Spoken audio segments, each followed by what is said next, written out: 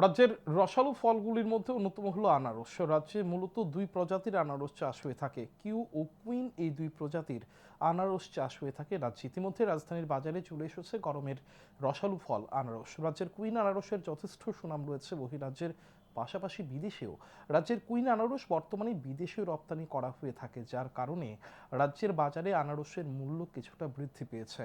ন্যায্য মূল্য পাচ্ছে আনারস চাষিরা। একটা সময় রাজ্যের আনারস চাষিরা আনারস চাষের প্রতি মুখ ফিরিয়ে নিয়েছিল। বর্তমানে রাজ্যের কুইন আনারসের বিদেশে চাহিদা থাকার কারণে ন্যায্য মূল্য পাচ্ছে আনারস চাষিরা, যার কারণে রাজ্যের আনারস চাষিরা পুনরায় আনারস চাষের দিকে ঝুঁকছে।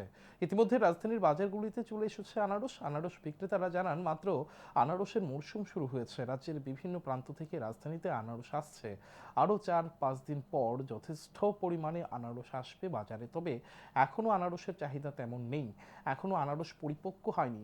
এক সপ্তাহ পরে আনারস পরিপক্ক হবে, তখন বাজারে যেমন যথেষ্ট পরিমাণে আনারস আসবে, তেমনি আনারসের চাহিদাও বৃদ্ধি পাবে।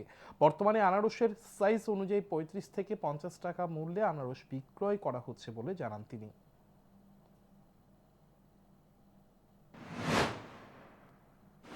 আনারসের সিজন এখনো পুরো মাত্রায় হয়েছে না, এখনো যাওয়া কিছু কাঁচা কিছু মানে মাল আছে। আমাদের এখনে মাল তো গন্ডাছড়া, ইসলামগঞ্জ, জিততলি, এগুলো আক্রামণ, এগুলোর থেকে মাল হইতেছে। এখন চাহিদা এখন পুরো মাত্রা চাহিদা লাগছে না, কেননা মানুষ এখনো খাইয়া এই আরাম পায় না।